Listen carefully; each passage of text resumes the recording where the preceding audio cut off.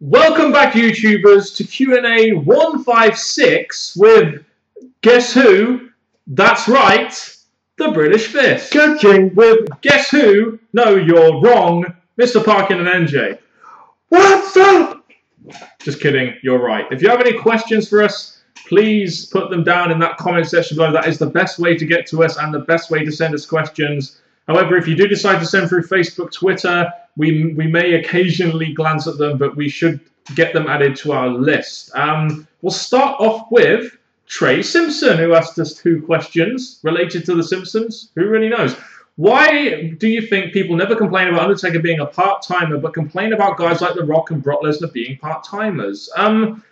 Well, the main reason is because I think Undertaker has built himself a legacy over time to actually become a legit part-timer and just be there for ending the streak, or just be there for defending his streak, I should say. The streak obviously ended this year. So that was basically his only reason to be there. There was no really other purpose for him to actually be, you know, there anywhere, any time else in the latter part of his career, when he was obviously suffering from some quite severe injuries. When you think of The Undertaker, especially as the years kept going, WrestleMania was his pay-per-view in a way, because obviously he had something you expected each and every year.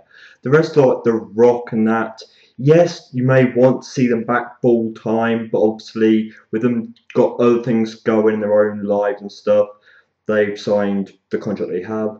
But that does not say that I do not complain that The Undertaker only shows up a month before his WrestleMania match. It doesn't, like when he came and did those few matches at the beginning of the year, I loved it. It was great seeing Taker taking part in other matches, facing other wrestlers. I thought it was great. But because of where Undertaker's now going or gone, what he wants a year is his thing.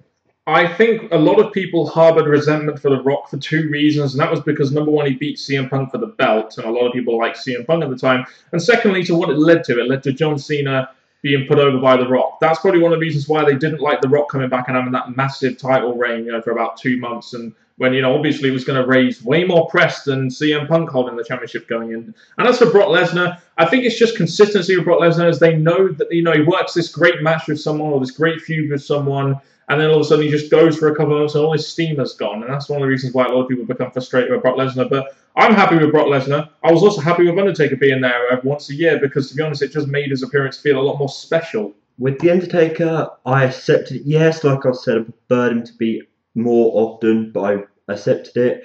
As for Brock, as you've heard my opinions, I don't like his contract. As for The Rock, I think it would have been great if he continued to stay on, but no.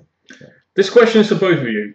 Who are your favourite wrestlers on the current WWE NXT and TNA rosters? Well, we'll do WWE and TNA first. On TNA, I've always been a fan of Bobby Roode. Ever since his first title reign, I've been a fan of Bobby Roode. I think he's one of the most all-round greatest performers in TNA right now. Obviously, you Bully Ray. Cody Rhodes, I still like Cody Rhodes, even though he's not getting pushed. Any other favourites? I mean, I know you still like Triple H and probably Wade Barrett as well. Bray Wyatt. Of course, Bray Wyatt. Can't go wrong. No, you can't really go wrong with Bray Wyatt, can you? The Shield are also favourites. You know, over time they've just become favourites. But we've named one from TNA. Mine from WWE, if I had to pick one, would be Bray Wyatt. Austin Aries, though, is still I still like Austin Aries, even though I don't even watch TNA anymore. As for NXT, this is an interesting one. I've got quite a couple I like in NXT. Unfortunately, they're all, in my opinion, going to be mid-carders at best. Obviously, I like Sami Zayn. I like Tyler Breeze. I'm also a big fan of Aiden English and that gimmick. Adrian Neville, I'm not a massive fan of Adrian Neville, to be honest. I think he's just a bit too vanilla, indie, bland, in my opinion. But hopefully it'll prove me wrong. Obviously, when Bray Wyatt first came into NXT, as you well know, I was a massive fan of Bray Wyatt when I first saw him at a debut on FCW back in 2011. Man, that's how fucking long ago that was. So yeah, that's that question answered. Jamie Innes. Not pronounced Jamie Ines, it's pronounced Jamie Innes, I think. If I got that wrong, I'm sorry, Jamie. Do you think in 2014 Brock Lesnar is likely to get a shot at Daniel Bryan's WWE World Heavyweight Championship? It depends what goes on with the Daniel Bryan injury, really, doesn't it? Because he's still the self-proclaimed #1 contender. This is the week after Payback, which was meant to have given his decision if he's surrendering his championship or if he's going to hold on to it. So we're going to go with him holding on to it. Brock Lesnar, as Mr. Parkin said, he's claiming himself Brock Lesnar's claiming himself as the number one contender. So I think with Brock defeated The Undertaker, what's the next big thing? There's rumours of Cesaro, but that's not the biggest thing he's going to do before he leaves. So it'll be the championship. Will it be Bryan at the time? Who knows? But I do see him going after it. I mean, he's just broken the streak, which is probably one of the biggest things any superstar's done in quite some time. So he must next be going after the title. I mean, they can't just give him a random feud. They can't just give him a feud. They have to give him championship feud, really, in my opinion. But who knows what they're going to do with Brock Lesnar? You know, plans change, you know, decisions change, things affect this and that, injuries, etc. We don't really know. I believe that in the last 1 to 2 years, with Triple H taking more creative control in the company, things are finally getting better. Do you agree? Well, I'm going off the way NXT is done. Now, I very much like the NXT show. The only issue I really have with NXT is the fact that there's quite a lot of wrestling and not enough promos and storylines, in my opinion. Hopefully, that is just because it's an NXT, it's a developmental territory, and when the Triple H actually takes this to the main roster, they'll actually be able to work, you know, a better Raw and SmackDown. You know, things could get better. Ultimately, at the end of the day, I still think Vince McMahon will be making the final decision, but there you go. Triple H, as has been told many times, NXT is his baby. And I think the fact it's an hour counters what can be provided with the amount of wrestlers that are on NXT and coming into NXT. So I think if it was given 2 hours, maybe Triple H would have more variety of what it can showcase from each wrestler. But I think if Triple H, or when Triple H gets his hands on Raw, gets his hands on SmackDown, I don't see why he wouldn't be able to take better control of that. It just depends on how well he'll be able to transition from NXT to Raw and SmackDown with the increased time and the different talents. And the thing is of NXT, MJ, is the fact that it's a developmental territory and you can kind of push the boundaries a little bit there without upsetting sponsors and, you know, networks and the board, etc. So you're a bit more limited as to what you can do on Raw and SmackDown as opposed to NXT, which is basically just a test trial for gimmicks, really, essentially, at the end of the day. Do you think with all these new wrestlers being pushed that some existing mid-carders and lower-carders will end up being released when their contracts expire? I.e. Dolph Ziggler, Kofi Kingston, The Miz, Santino, Tyson Kidd, Alberto Del Rio. Well, WWE needs all the talent they can get. I think Del Rio will probably get released. I don't think Santino will get released because his comedy gimmick is something different in WWE. Tyson Kidd I don't think will be released. I think he'll be a big part of NXT and training wrestlers going forward. Dolph Ziggler won't be getting released. Kofi Kingston won't be getting released. They're all just sort of useful jobber / someone you can put in a mid-card feud. For the last 1 to 2 years, we used to make these videos who's expected to get released this year. And recently, the WWE haven't really been setting out a load of wrestlers to be released. So you could say eventually the WWE will realise to release some wrestlers to save them money, they're not using them, whatever their story is. But right now, like Mr. Parker said again, they need as many wrestlers as they can, even if they are there to eat the pin or put on just a short match for another wrestler. I mean, you've got to look at it this way.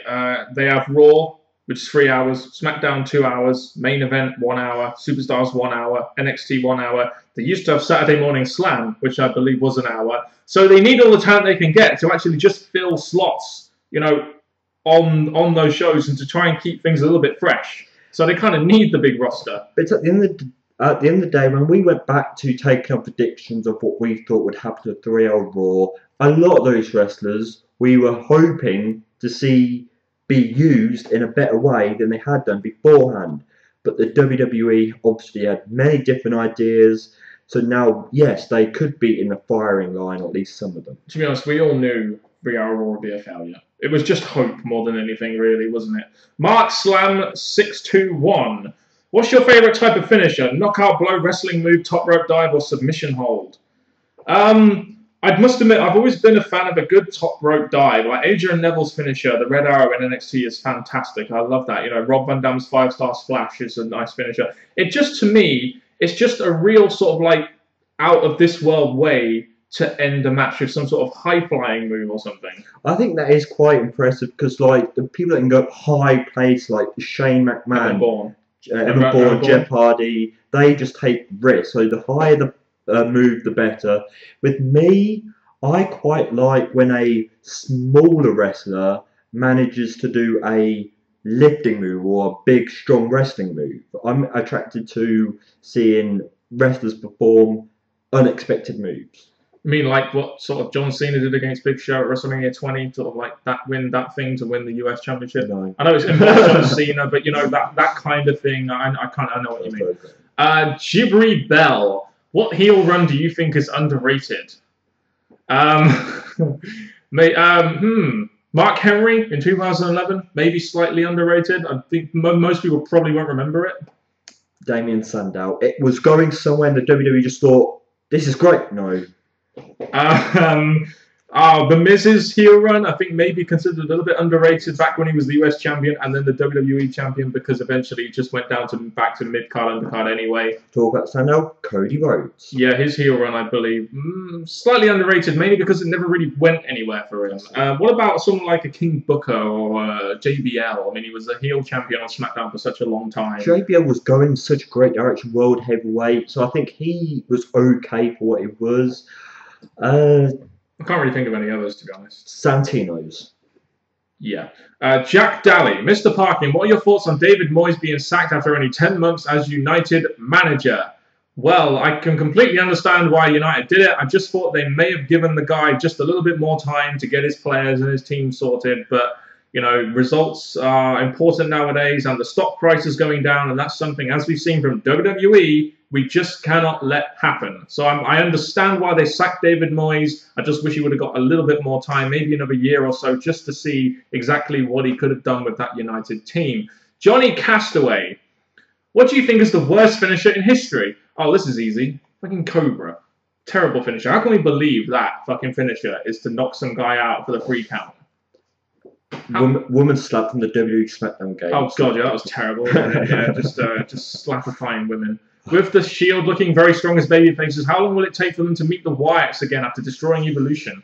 I mean, should we really want to go there again with Shield versus the Wyatt family? I mean, I know the Shield are babyface now and it would work, but, you know, shouldn't they be doing other things? Shouldn't the Wyatt family been maybe going into the title scene, or the Shields, you know, just starting to split up a little bit now? Just don't face each other again. The thing is, it all comes down to when the WWE finished writing the Evolution and Shield storyline, what can the Shield do next? Who can they go after next? The question really is the Wyatt family, but we've seen it. They've accomplished, they've beat them, moved them on, split them up. I don't think they should go back.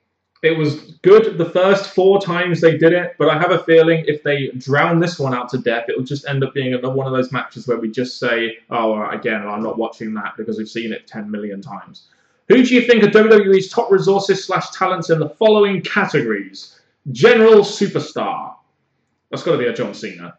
You know, in terms of what the publicity he does for WWE. Maybe Daniel Bryan, you know, as a general superstar, as a wrestler, you could say. As a manager, it's definitely Paul Heyman. Or Zeb Coulter would definitely follow him quite closely. Paul Heyman, #1. No, Paul Heyman is #1. Tag team. Let's see. Right now, I have to say the Usos. Although Evolution is a tag team, technically. Right now, I can't say Cody Rhodes and Sandow. No. And consistent mid-carder, top consistent mid-carder, would probably be someone like a Dolph Ziggler, someone who's prepared to bump for anyone and make another guy look good, probably Wade Barrett, I don't know. Alberto Del Rio. Well, he's career future endeavour, but, you know, yeah. So I think we've given our general following categories there. Jack Johnson. Whose bowl of Fruity Pebbles did Damien Sandow piss in? I don't know, John Cena's? Would kind of have a little twist to it, wouldn't it? Yeah. Did Daniel Bryan's win at WrestleMania remind you of somebody else's win at the same event 10 years before? Struggling to really think of triple threat match involving 2 members of the Breakfast Club? Struggling, I can't, no. I know Eddie won. Eddie won at WrestleMania. Evolution had a match at WrestleMania. Brock Lesnar and Goldberg stunk up the joint 10 years ago. But I don't really remember who won the main belt. No, it's gone. Just... Stop. We need to go watch the DVD one day or something. So we can't really answer your question because we can't really remember who that somebody else was, I'm afraid. Sorry. The Neon Brick. Do you think Seth Rollins could fill CM Punk's spot? No.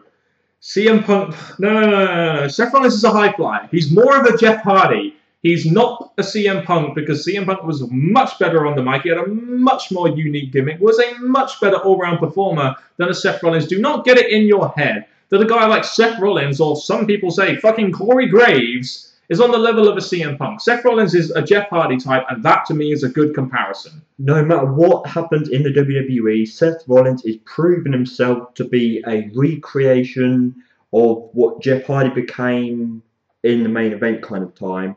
If anyone is like CM Punk, if just slightly, it'll be Dean Ambrose. Yeah, more of a loose cannon, more of a Roddy Piper than a CM Punk, but I see the comparisons you make there. RFV089, Mr. Parkin. Do you think that because the English Premier League gets so much praise for the quality and style of football it portrays that it transferred to the national team and therefore fans believe the English national team can win major tournaments? I think the reason why people think the England national team can win major tournaments is because of the media hype and the way the media hype it up just so they can hype it back down again when England eventually lose and they'll have a story to write. That's what I think. I have very minimal expectations when it comes to England at the World Cup. I think we would do well to get past the second round or get to the quarterfinals. You know, but it's media propaganda trying to prop up England as a football team and then all of a sudden knowing they're going to go out and it gives them a story to write. And the English Premier League is so full of talent that it's not a surprise, really, that every other country seemingly can play better football than us because they know how we fucking play, because they play against English players day in and day out because they're all in one damn league. I still think some of these better players, you know, should go to foreign leagues and learn how to play football in other countries. Just my opinion. Do you think the Undertaker streak ending overshadowed WrestleMania 30 and will be remembered for that moment rather than Daniel Bryan's 2 matches? Oh, yeah.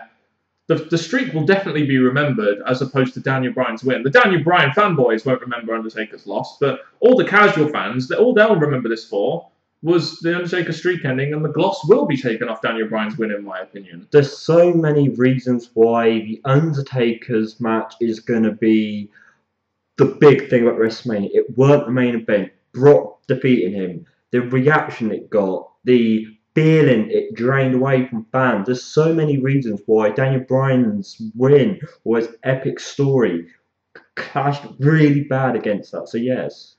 Indeed. And that is where this Q&A is going to end, people. We thank you very much for giving us your questions. And as always, we enjoy answering these questions. Please tune in next week and the following week. And, you know, X+1, keep adding to those weeks for the following Q&As. And NJ, oh, you didn't know? You asked me to call somebody. Goodbye.